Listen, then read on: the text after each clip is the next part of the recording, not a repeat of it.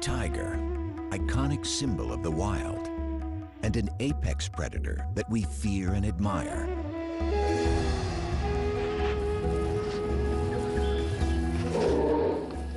In our imaginations, they roam the jungle.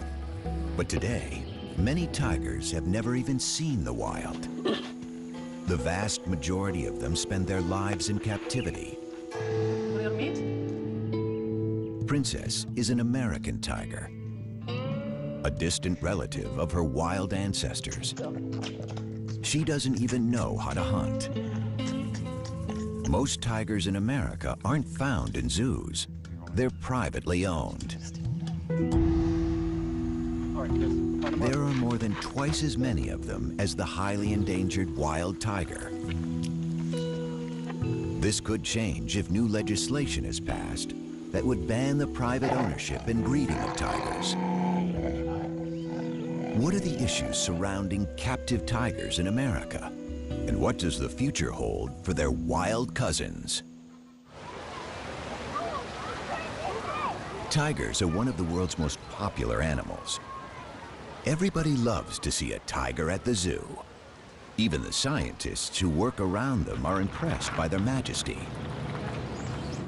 Ron Tilson is the senior conservation advisor at the Minnesota Zoo and a renowned expert on tigers. He spent many years tracking and studying them in the jungles of Asia. My heart beats faster every time I see one. Yeah, there is, it's because everything, they represent everything. They are the icon of Asian wilderness. They are the most powerful cat, the largest cat.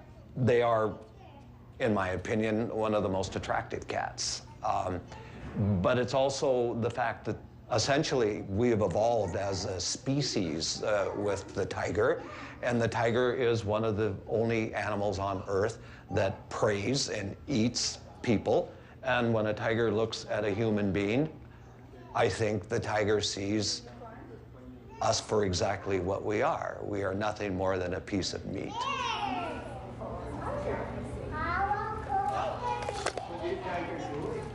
The tiger and the power it represents has always fascinated us. At the beginning of the 20th century, there were 100,000 tigers in the forests of Asia.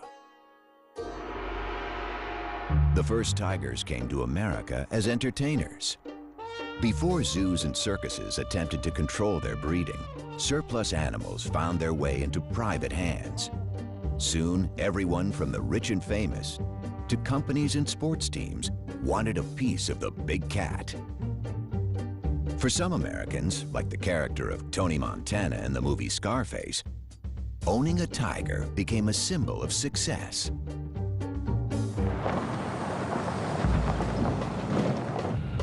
Martin Dins is a celebrity veterinarian and was one of the first to specialize in exotic animals. His talent and reputation led him to work for A-list stars like Michael Jackson and the magicians Siegfried and Roy. He witnessed firsthand the rise of the tiger population in America. The tiger pet phenomenon became a trend, I would say, in the early 60s. We could be driving in Beverly Hills and see a person driving a convertible with a tiger sitting up in the back seat.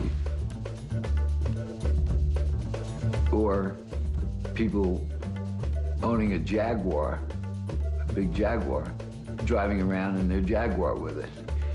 There were no import restrictions. There were no restrictions on the sale out of a pet shop of these kind of animals. You know, a little tiger cub is nice and cute, so people thought it would be fashionable. It was unique.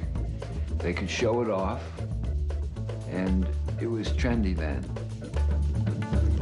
The pet tiger phenomenon may have existed briefly in other parts of the world, but it never had the dimensions it's taken on in America. In the 1970s, actress Tippi Hedren, the star of Alfred Hitchcock's The Birds, embarked on an unusual film project. She starred in the movie Roar, where actors and crew members rubbed shoulders with dozens of lions and tigers. I can't believe we did all that we were foolish enough to do it. So many of us were hurt. you know, that it was, insanity. It was truly insane here. Tippi Hedren radically changed. She converted the Roar movie set into the Shambhala Preserve, a sanctuary for abused and neglected big cats. Her strong stance against private ownership has drawn attention to the issues facing captive and wild big cats. In the wild, tigers are threatened by habitat destruction and human encroachment. They've been hunted and poached for their skins. Most of all, they suffered from the illegal trade of their parts for use in traditional medicine. 97% of the species have been wiped out over the last 100 years. And with only 3,200 wild tigers left, they are facing a total crisis. Well, just about everything has been tried, and just about everything has failed. Everyone is trying to think through how to go about making a future for tigers, and the bottom line is that we've failed in every example. There is no one place you can put your finger and say, aha, here's the magic formula on how to save tigers. Tigers have been on the endangered species list since it was established. In 1973, it became illegal to import tigers born in the wild.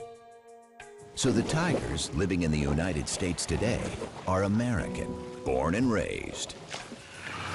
The population of captive tigers has been steadily growing. In the wild, a female spends a couple of years teaching her 3 or 4 cubs how to hunt and fend for themselves. But in captivity, she can breed every year. Today, most American tigers are privately owned, and some people still keep them as pets. Susanna Kukol and Scott Shoemaker live in the small town of Pahrump, Nevada, with their 6 tigers. Hi, baby. I know. Mama's girl, huh?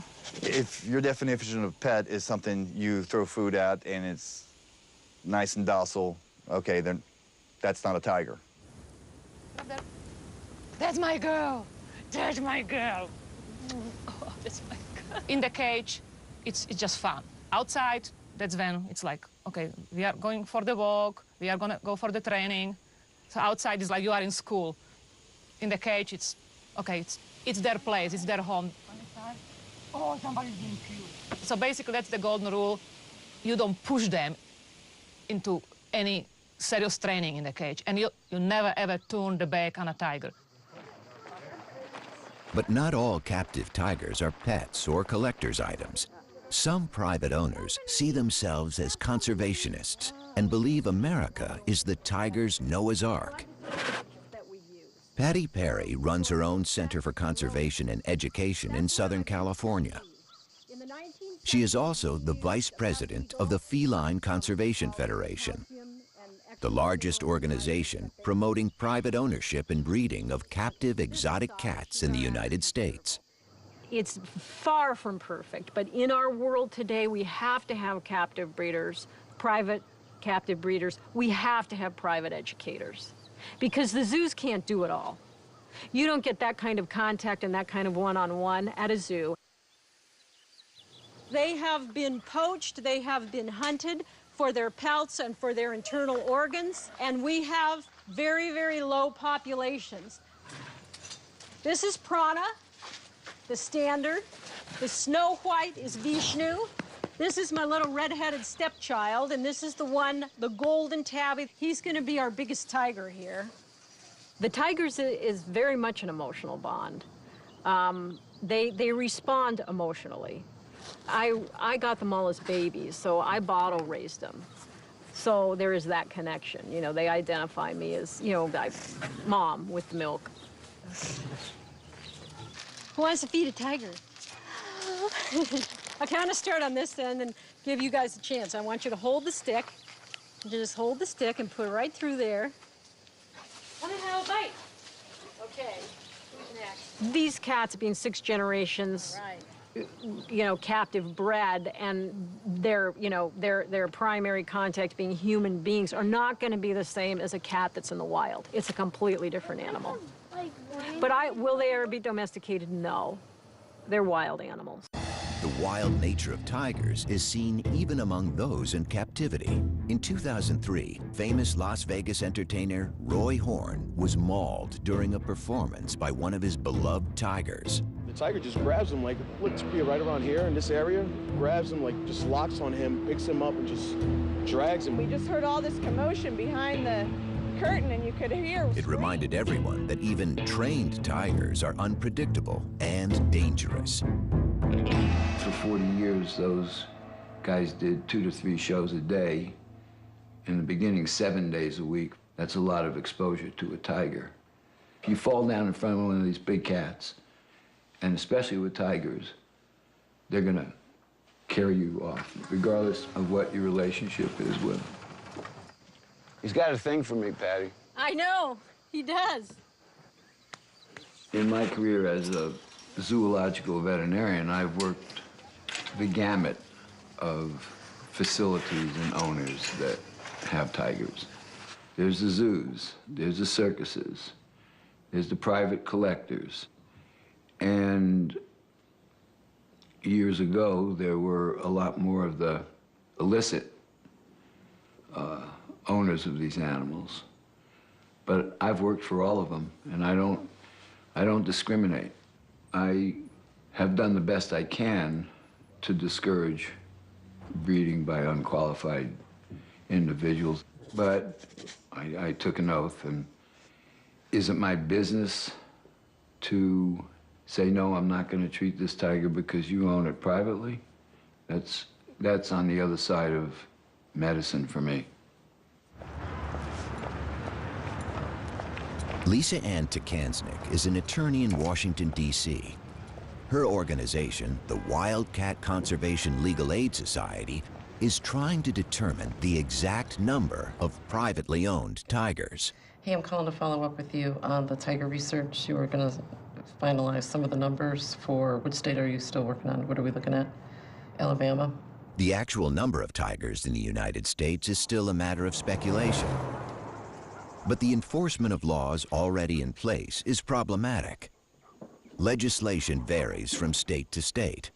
At the federal level, the Department of Agriculture and the Department of Interior both enforce different laws affecting tigers.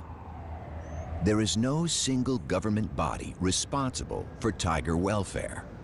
Well, we don't really know how many tigers are held captive in the United States. It's a very good question because estimates tend to go all over. Some say there's 5,000 cats in captivity, tigers. Some say there's up to 10.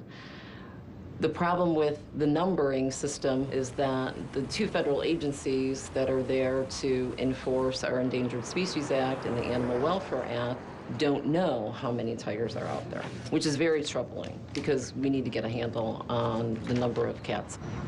As hard as it is to imagine, big cats can be found everywhere, even on the 5th floor of an apartment building in the heart of New York City, like on an October day in 2003.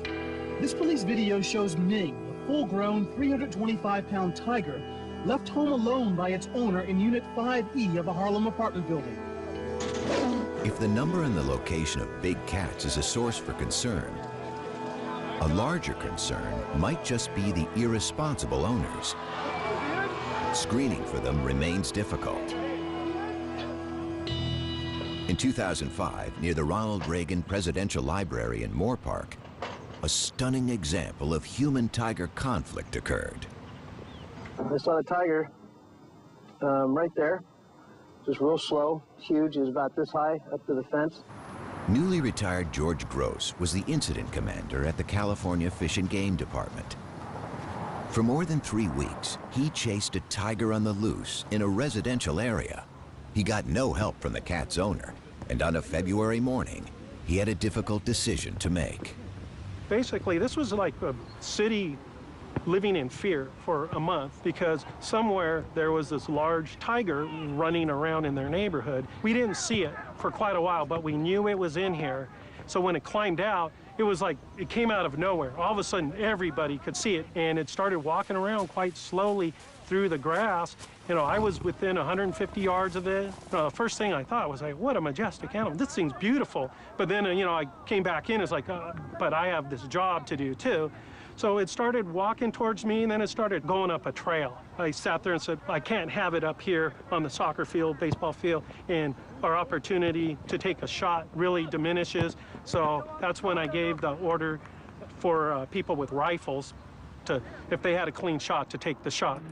The male tiger, weighing as much as 600 pounds, was taken from the hills near the Ronald Reagan Presidential Library by wildlife officials who say they had no choice but to kill it. I've always felt that I, unfortunately, made the right decision. And, you know, to be honest, is the first thing I did was pat him and say I was sorry. Because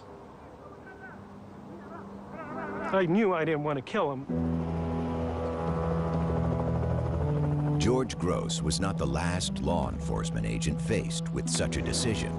There was an even more dramatic incident on October 18, 2011, when there was a massive release of wild animals in Zanesville, Ohio. The owner of a private zoo threw open the gates of his facility before committing suicide.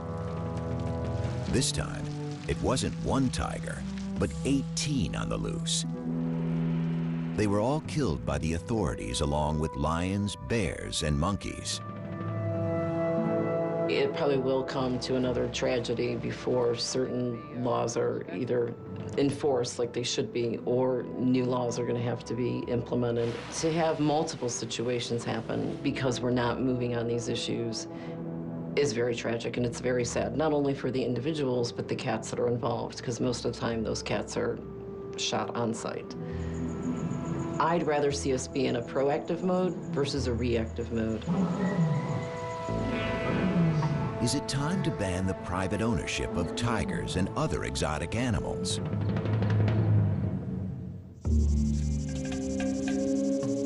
"26 states banned the private ownership of tigers, but in many states, it's still legal to own and breed them if you have a permit. Stories of tiger cubs sold at swap meets or on the internet are galvanizing the movement to ban private ownership of big cats. And in Washington, a political and legal battle is underway. People can't believe that these animals are still being born to be sold as pets. And you can get them for any amount of money if you're foolish enough to pay. And when you see those little cubs, they're cute. But by the time they're 7 months old, they are tearing up your house and taking a pretty good chunk out of you, because they don't have a 400-pound mom to say, knock it off, nor do they have any siblings with whom to play. So you become the sibling, and they're tough. You're dealing with an apex predator. They are top of the food chain, one of 4 of the most dangerous animals in the world. And yet our government says that's okay, and they will even give a permit to have these apex killers in somebody's backyard. It's very wrong. Tippi Hedren decided that something needed to be done and contacted her congressman. She successfully proposed a new law to prevent taking big cats across state lines. But this was just the beginning. So I took a bill to Washington in 2003. It was simply to stop these animals moving from one state to another. And it took 2 years. It was called the Captive Wildlife Safety Act. It was sort of a precursor to the bill that I am ultimately, my goal is to have a bill that will stop the breeding of all of these animals to be sold as a pet or for financial gain. Tippi Hedren isn't alone in her quest to end the private ownership and breeding of tigers. Conservation organizations fear that the captive population of American tigers could contribute to the lucrative global trade in tiger parts for traditional medicines. For now, tiger farms in China and poaching are the main source of parts. To have a state law, and we have 50 states, banning breeding of tigers in captivity would be too problematic. And it's easier to make it a federal regulation. Then we don't have 50 different laws that could have as many different exemptions, so it's easier to do it at the federal level. The private ban is really focused on going after the individuals or these backyard breeders that are sort of out of the radar. Many private owners who have all their permits believe they have every right to keep tigers. Well, the possibility of a federal ban would be a nightmare. There are more and more and more restrictions all the time. All the time. More and more regulations and more restrictions. You have to, again, you have to be organized. You have to have lobbyists. You have to present your side of it to the right people. It's a political thing. It's a money thing. The organizations pushing for the ban are also concerned about tiger welfare. Even federal agencies have set very low standards of care. A 3x3 meter cage is the minimum requirement. Tammy Tees manages the Wildcat Sanctuary in Minnesota. She has heard countless stories of abused animals and careless owners. Most of the animals, including the tigers at the sanctuary, come from people who think a tiger would make a good pet. We hear all the stories. It got aggressive. It turned on me. I can't find vet care. I lost my homeowner's insurance. You know, I didn't know it'd get this big. I didn't know it'd eat this much. And we tell people a wild animal is not a pet, and it never should be kept as one. Titan behind me, that tiger was illegally owned and should have been seized under the state law. Had he been seized prior to that, his owner would still be alive today. Stopping people from acquiring and breeding tigers motivates animal rights defenders and conservationists, but private breeders defend their practice by saying that if tigers were to go extinct in the wild, it would be better to have captive tigers than none at all. This view is highly controversial. My question is, if you ban these animals, we can no longer keep and breed them, so they will be extinct in captivity. Now they go extinct in the wild. What have you accomplished? You killed the species.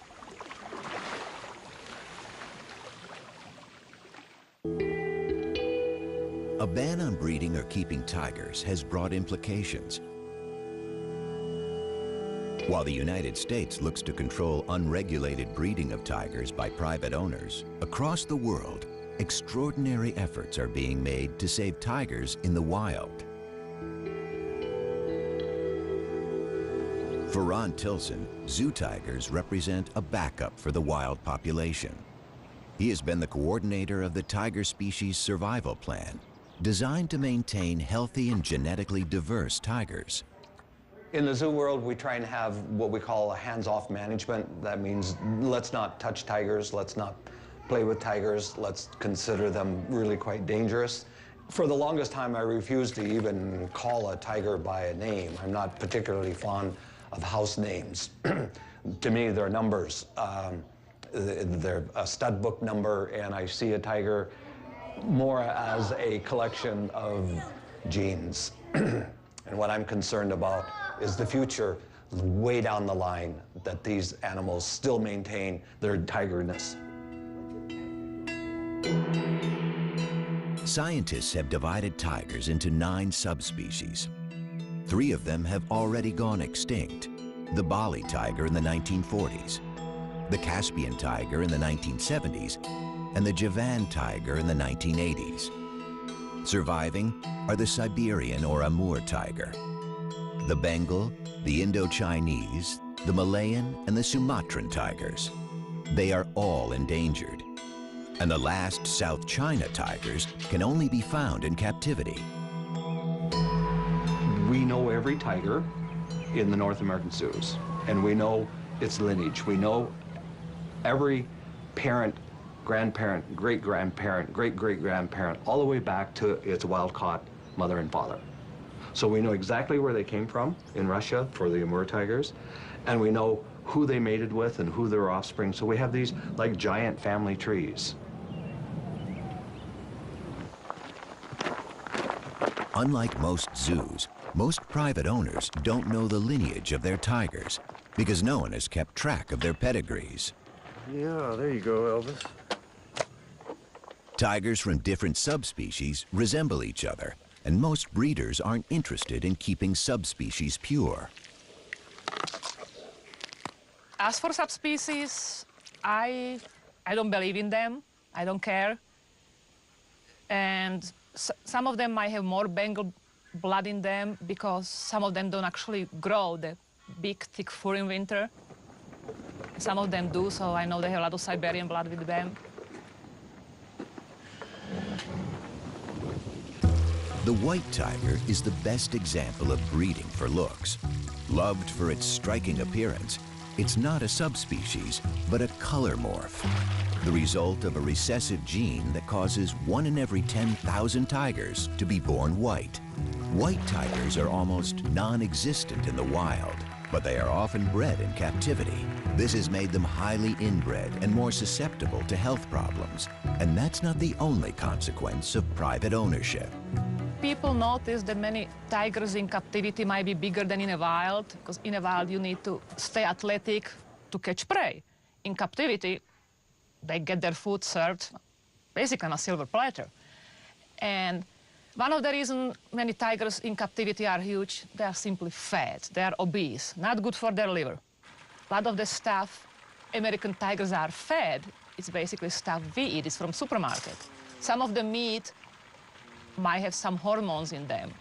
The other theory is some breeders might selectively breed for bigger size because it looks impressive on display. Huge tiger, it looks more impressive than small tiger. Might be simply because they just don't exercise as much as the ones in the wild, because any cat, even in the wild, if they don't have to move, they don't move, they sleep. The scientific community has labeled these tigers as generic. They look like tigers, but are they really?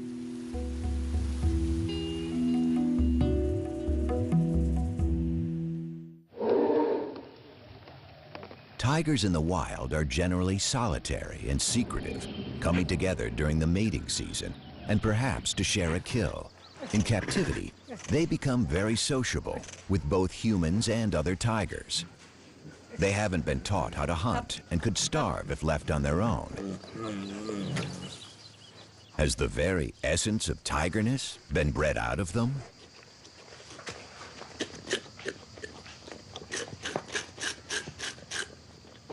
What we do know about subspecies, legitimate subspecies, is that we know what their genetic makeup is according to molecular biology. Okay, it can be defined. And that is why the private ownership tigers, they will never contribute to the conservation of wild tigers, simply because, not because they're not a tiger, because in a sense they are a Panthera tigris. That's the Latin name for what a tiger is. But they've lost their tigerness. They've lost their tigerness, and what we mean by that is they have been inbred and crossbred to the point where no one knows what their lineages are, and everyone knows the more inbreed you have, the greater risks or susceptibility to diseases. You become less fit, and when you become less fit, your ability to survive in the wild becomes negligible. The American tiger is really a junk tiger. It is nothing more than an illusion of a tiger. In 2005, Ron Tilson and Tammy Tees worked together to stop the breeding of tigers in Minnesota. They're concerned about the conditions in which private tigers are kept. So Sabrina is supposed to be a Sumatran Bengal mix, and she's our worst abuse case we've seen. She charged the fence nonstop. Mm-hmm. Yeah. But she does have, from this up around the face and that, sort of this Sumatran look to her with the really black stripe. And she's got a lot longer. They'd welcome a federal ban on breeding and ownership if it were to pass tomorrow. I wouldn't want to see these animals abused. You can't do that. That I would lose sleep over. But I would certainly like to see them all neutered, and I would like to see them well taken care of until they die. Would that bother me? No, that would put me to sleep really well. We'll just simply lose a large number of worthless tigers that consume resources that should be spent on wild tigers, and that actually corrupt the message that we're doing something wonderful for tigers, when in fact we're not doing anything for tigers. Why are we spending all of this time and energy and money in trying to protect the right to own this or even allowing it to happen and putting people at risk. And I keep coming back to these same issues. I don't get it. I don't get why it isn't stopped. Conservationists have been reluctant to study or give any attention to American tigers.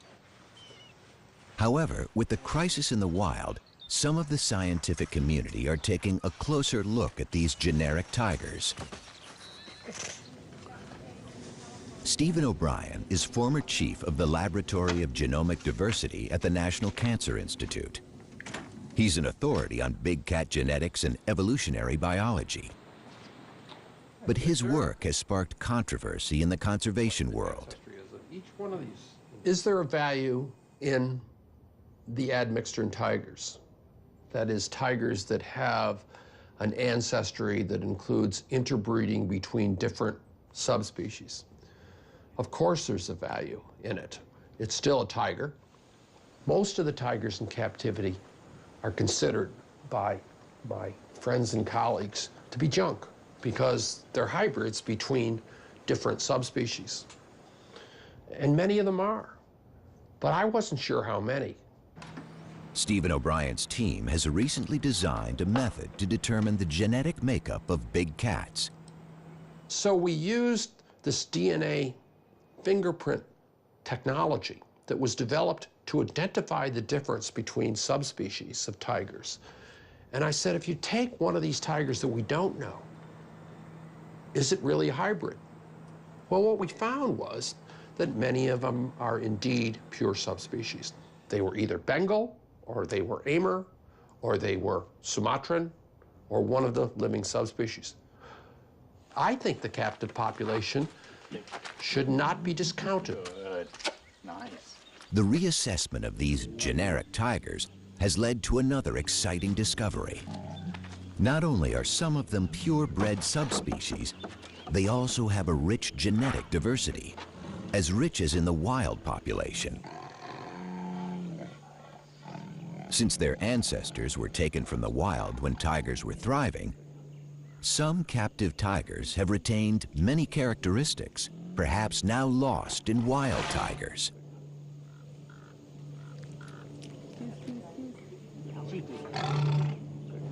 Tiger conservationists have been quick to point out that the sample studied by Stephen O'Brien did not include a significant number of backyard-bred tigers. Still, he believes that each tiger counts. My personal feeling about it is we're backing up a tiger population in the wild that is not doing very well. And to tell you the truth, I'd rather have the animal alive in a few hundred years than simply lose it by exterminating all the captive animals, which is, one solution. Maybe that's not a reasonable thing. I realize not everybody agrees with that. But I really think that, when evolution creates a species as magnificent as the tiger, it only does it once. And if you lose it, it's not going to come back. It seems that some captive tigers could play a role in the survival of the species. But what about privately owned American tigers? Will they be around long enough to be part of the solution? The wild tiger population was almost 10,000 in 1990. 20 years later, there are only about 3,000 animals left, and they are vanishing faster than ever. When I first moved into this office 25 years ago, I had this big concrete wall and I wondered what I wanted to put on it. And it came to me, why don't I have the covers of magazines that are focusing on tiger issues? It starts back here, The New Scientist. Does the tiger have a future? That's what we're talking about right now.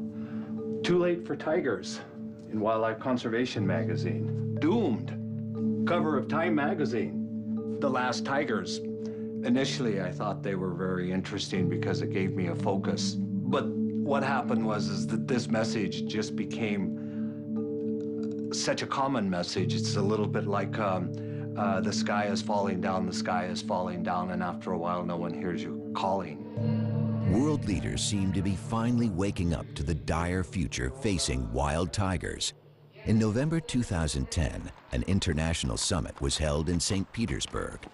The goal was to develop a strategy to save the wild tiger from extinction. Heads of state from the 13 tiger range countries set a target to double the population by 2022 and committed over 230 million euros. But is that enough?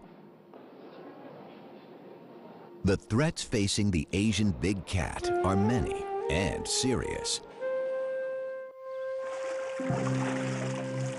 In August 2011, the U.S. Fish and Wildlife Service announced that it wanted to reinstate a permitting process to control the breeding of generic tigers. This would severely reduce the number of tigers bred in captivity. But for the proponents of a total ban on private ownership, things aren't moving fast enough on Capitol Hill. Along with private owners, the entertainment industry is lobbying to slow down the legislative process. I'm very annoyed that this bill is in the status that it is. It's just up in the air right now because we can't, I am not going to buckle and say it's okay to breed these animals. It's a huge problem. Coming in age? Yeah, she's a little fat. She's getting old. You gotta maybe try the But tigers have created jobs and income. They appear in movies. They are still popular in circuses. And there's even an industry that's created a special diet for them. In these days of economic turmoil, a ban that would cost American jobs isn't easy for a politician to support. To be honest, I really don't know what the federal ban will do because like so many of the federal regulations and the state laws, there's going to be exemptions carved out of a federal ban on breeding tigers and other big cats. So the circus industry could be exempt, entertainment could be exempt. It'll be a very long process because there's a lot of money involved. From the professional's standpoint, it's a sensitive issue because they're being regulated out of the business. And, well, from the owner's standpoint, it's a sensitive issue because they're attached to the animal. And they're emotional about it.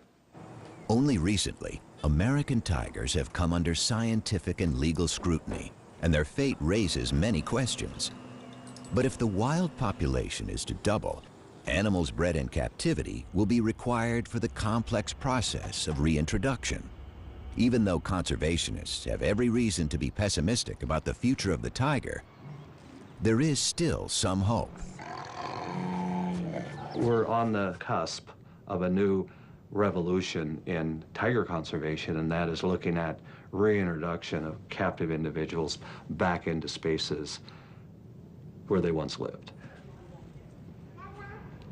The big issue is, can captive tigers actually go out and live and survive on their own in the wilderness areas?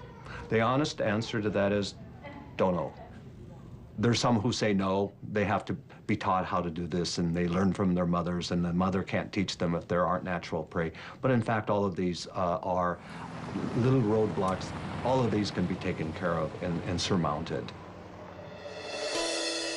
Captive bred lions and cheetahs have been introduced into the wild in South Africa. This has encouraged Chinese officials. Today, South China tigers are being prepared in Africa for their reintroduction in China. Each generation will be released into a larger and wilder setting. They will learn how to hunt, teach their skills to their offspring, while having less and less contact with humans. But preparing tigers for their release is only half of the challenge. Experts know that wild tigers need space, and 250-kilo predators also need prey. Preserving the ecosystems of tiger range countries is as crucial as preserving the tigers themselves. That's why there are so few of these rewilding efforts. We need some new ideas if we're going to really realize the prediction of the St. Petersburg summit to double tigers in the wild. And one of the possibilities is to be exploring places where we can restore tigers. Central Asia, the former range of the extinct Caspian tiger, is a vast region with a sparse population. Countries like Kazakhstan and Uzbekistan did not participate in the St. Petersburg summit, but they are prime candidates for bold conservation initiatives. It's a habitat area which is very low in human density, which is important for reintroduction of tigers, which has the potential of being homes for tigers from different parts of the world. There are conservationists in these areas that I think, in fact, I know, would be very interested in hosting tiger reconstitution or reintroduction in those regions. For these programs to work, more tigers will be needed. The fate of thousands of privately owned tigers is being debated by scientists, lawyers, and politicians. So far, no one has asked for any of these tigers to be shipped overseas. Princess, look at mommy. Princess. There she is.